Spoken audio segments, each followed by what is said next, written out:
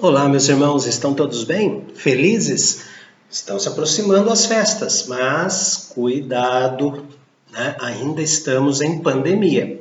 Precisamos tomar cuidado, né, para não transformar a nossa festa numa tristeza, não é? Mas tomando todas as precauções, tudo direitinho, nós seremos abençoados e poderemos ter a alegria de celebrar o Natal, né? Embora todos saibam que não é dezembro, né? Nós já temos falado sobre isso. E hoje eu gostaria de falar sobre presépio. Já arrumou seu presépio? Mas arrumou direitinho? Porque infelizmente o presépio tem sido adulterado no passar dos anos, né? Colocando coisas e pessoas dentro do presépio que realmente não estiveram lá, né? Fazendo com que o relato bíblico, né, não seja exatamente o presépio. Infelizmente isso. Mas os irmãos conhecem a história do presépio? Eu acredito que sim, né? Mas não custa nada repetirmos, né? O primeiro presépio que se tem notícia no mundo foi feito em argila por Francisco de Assis, conhecido como São Francisco de Assis, né? No ano 1227. E neste ano ele festejou o Natal em sua igreja, né? Colocando apenas, né, o Senhor Jesus, Maria, José, as ovelhas, os animais, apenas isso. E as pessoas comuns, né, que frequentavam ali os trabalhos de Francisco, começaram então a usar o presépio para contar a história. Lembrando que nesta baixa Idade Média, né, eram pouquíssimos os alfabetizados. E as Bíblias então só ficavam presas nos mosteiros, porque eram muito caras, elas eram feitas à mão, até mesmo pintadas à mão, verdadeiras obras de arte. E além de serem feitas à mão, eram todas em latim. Daí o povo que não sabia latim não adiantava nada ter uma Bíblia em casa, cujo preço astronômico, né, dizem alguns comentaristas que chega ao preço de um carro de luxo top de linha, né, algo em torno ali passando dos 150 mil reais, né, o preço de um exemplar da Bíblia escrita pelos monges, ou passado a limpo pelos monges, numa língua que somente eles sabiam falar, né? Porque era proibido a língua do povo, escrever na língua do povo. Isso só foi acontecer na Reforma Protestante. Muito bem. E começaram, então, a pegar esta tradição de construir os presépios, né? E quando chega, então, na época de Natal, os mosteiros, os nobres, os reis começaram, então, a colocar também nos palácios e em suas casas. Mas foi apenas em 1567, que a duquesa de Amalfi, no litoral oeste da Itália, mandou montar um presépio com 116 figuras, além do Senhor Jesus, e ali ela introduziu os magos.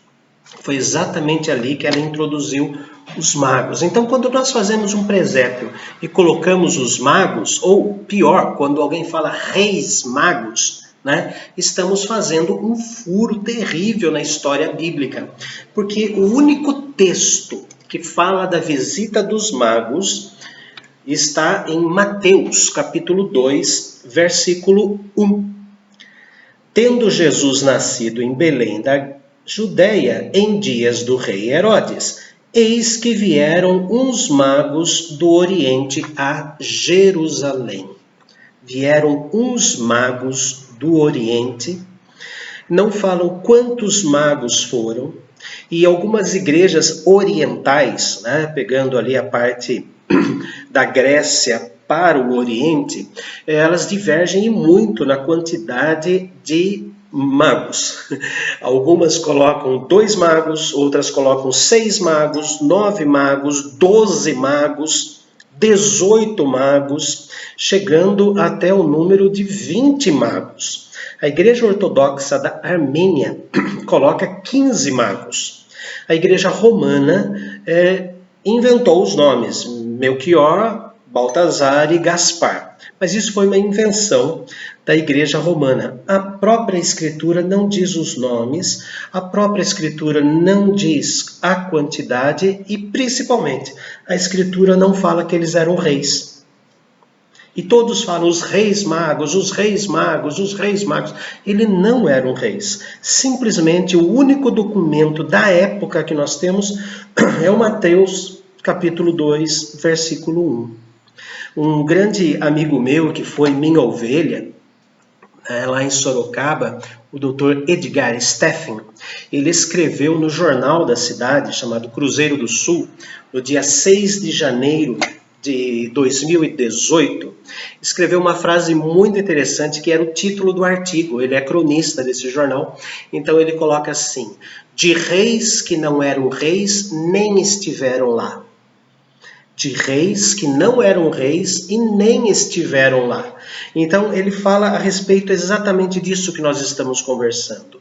Nós não podemos de forma alguma acrescentar na nossa mente e no nosso ato de adoração a Deus figuras que a palavra de Deus não diz. Então precisamos tomar muito cuidado com os magos. Eles não estiveram no presépio. Eles não estiveram na manjedoura. Por que a minha afirmação é tão categórica assim? Irmãos, a estrela brilhou quando o Senhor Jesus nasceu. Voltando ao texto de Mateus, capítulo 2, nós vemos o seguinte: e perguntavam, a partir do versículo 2, onde está o recém-nascido rei dos judeus? O que eles sabiam é que naquele dia, ou naqueles dias, nasceu o rei dos judeus. Como eles tiveram essas informações?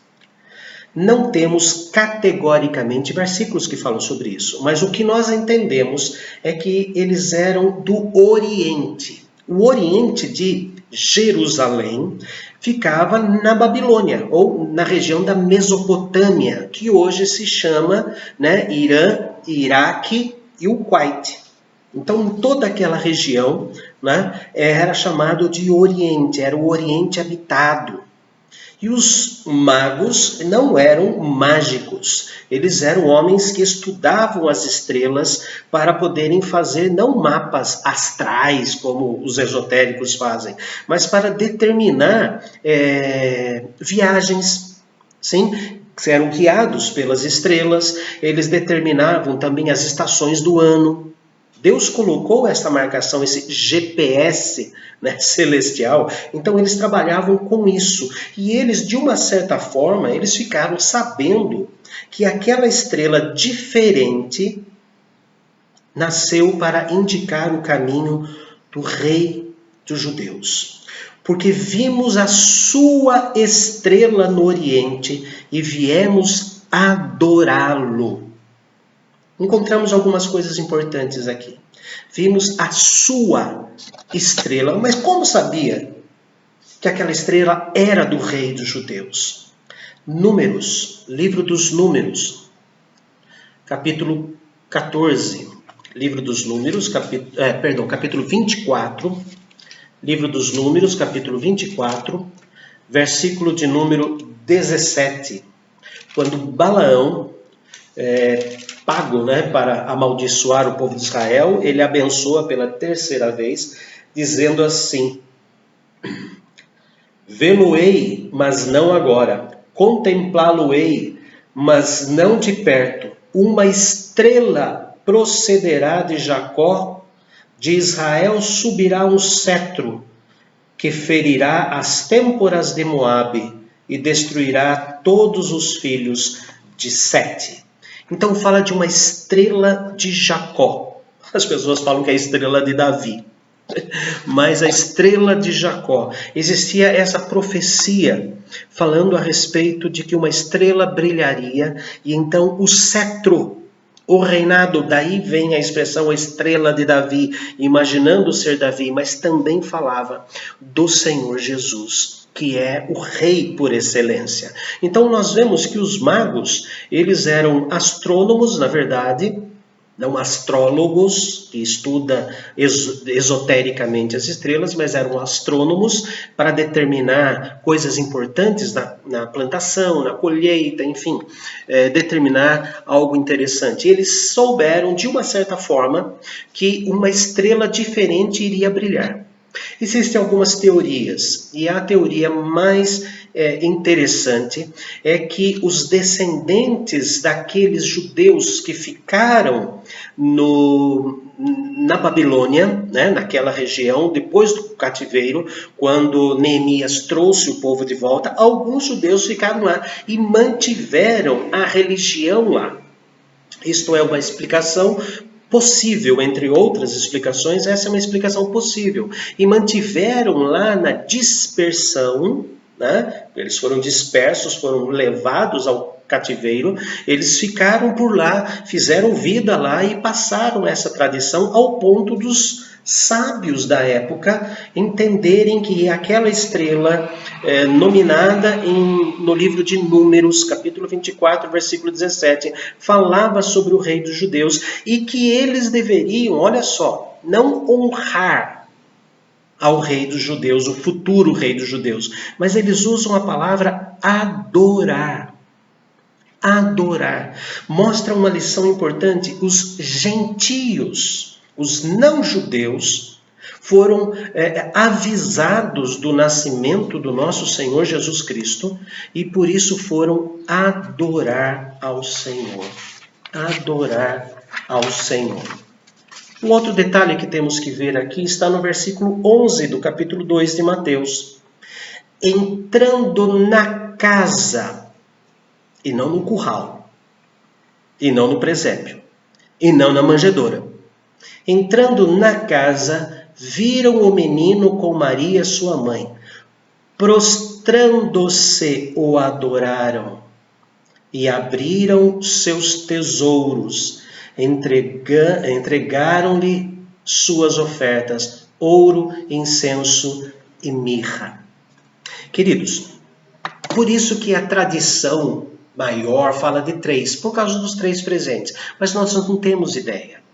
Um outro detalhe que nós vimos no versículo 11 é que entraram na casa e não na manjedoura. Acabou o recenseamento, as hospedarias foram esvaziadas, todo mundo voltou para a sua cidade. Mas Maria tinha acabado de dar à luz a uma criança, não é?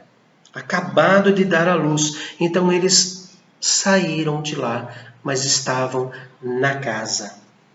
Veja comigo agora o versículo de número 4. Então, Herodes, convocando todos os principais sacerdotes e escribas do povo, indagava deles onde o Cristo deveria nascer. Herodes não tinha a mínima ideia, mas os sacerdotes se calaram, porque era uma profecia. Eles tinham que falar sobre isso. Depois nós vemos algo interessante que aparece no versículo 7. Quando os sacerdotes falaram, olha, em Belém da Judéia, responderam eles, porque assim está escrito por intermédio do profeta Miqueias, 5:2. E tu, Belém Efrata, terra de Judá, não és de modo algum menor entre as principais de Judá, porque de ti sairá o guia que há de apacentar o meu povo Israel. Os sacerdotes e escribas encontraram. Mas por que eles não pregaram antes? Versículo 7. Com isto, ou seja, sendo informado, com isto Herodes, tendo chamado secretamente os magos, olha só agora, inquiriu deles com precisão quanto ao tempo em que a estrela aparecera. Quando foi que a estrela apareceu? Quando é que vocês tiveram essa visão da estrela? A partir de quando? Não é? Aí encontramos uma outra informação na Bíblia, que lá no versículo 16, pouco antes, Herodes mandou que eles fossem lá, visitassem o menino e depois viessem contar para Herodes onde estava o menino, para Herodes ir adorar o Senhor Jesus, não é? Mas daí os magos foram alertados e foram por outro caminho. E agora vem o versículo 16. Vendo-se iludido pelos magos, enfureceu-se Herodes grandemente e mandou matar todos os meninos de Belém e de todos os arredores de 2 anos para baixo, conforme o tempo do qual, com precisão, se informara dos magos. Irmãos, a informação que nós temos nas Escrituras é que os magos foram inquiridos para dizer quando foi que a estrela nasceu com precisão. E depois vemos também nas Escrituras que, por causa dessa precisão dada pelos magos, Herodes mandou matar crianças de 2 anos para baixo. Chegamos à conclusão de que era impossível Jesus ficar 2 anos no presépio esperando os magos.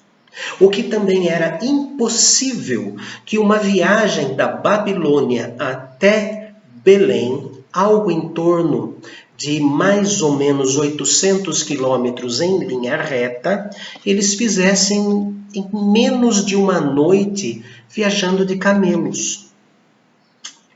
E depois, por esta informação, vemos que Jesus, ele estava numa casa com Maria. Então manda matar crianças de 2 anos para baixo, conforme as informações dos magos. Então, queridos, colocar mago no presépio, perto da manjedoura, é um tremendo erro bíblico. Precisamos ler a Bíblia com calma. É moda, né? Fica bonito, enche, mas enche de informações não bíblicas. Sutilmente o inimigo tenta destruir ou desconstruir as Escrituras. Por isso que precisamos ter os olhos fixos nas Escrituras para adorarmos da maneira certa e ensinar os nossos filhos da maneira certa. Porque devagarzinho escreveu o apóstolo Pedro na sua carta, capítulo 2, que o inimigo vem dissimuladamente, devagarzinho, colocando heresias destruidoras. Quem manda mais, a tradição humana ou as Escrituras? É claro que são as Escrituras. Devemos permanecer firmes nas Escrituras, nas informações que as Escrituras nos trazem. E devemos também, como os magos, adorar ao Senhor. Deus revelou na noite em que o Senhor Jesus nasceu aos pastores e aos magos. Os magos demoraram muito tempo para chegar até onde estava o Senhor Jesus, mas lá estavam os primeiros gentios adorando ao Senhor Jesus. Ó Pai bendito, nós agradecemos pela Tua palavra que não nos deixa errar, não nos deixa pecar contra as informações que o Senhor desejou colocar na nossa vida através desses homens inspirados por Ti. Senhor, não permita, Senhor, de forma alguma que as tradições humanas venham ocupar o nosso coração, a nossa mente, o nosso ensino, o nosso transmitir para as pessoas a verdade da Tua palavra. Permanecer firmes na Tua palavra é uma das maneiras que o Senhor requer de nós para agradecer pela tão grande salvação. Nós adoramos a Ti, conforme a palavra diz, em nome de Jesus. Amém. Grande abraço, irmãos, a todos vocês. E vamos montar o nosso presépio, ensinando aos nossos filhos, netos, sobrinhos, visitantes em tempos de pandemia, a verdadeira história e a verdadeira fonte da verdade, que é a Bíblia Sagrada, a voz do Senhor Deus.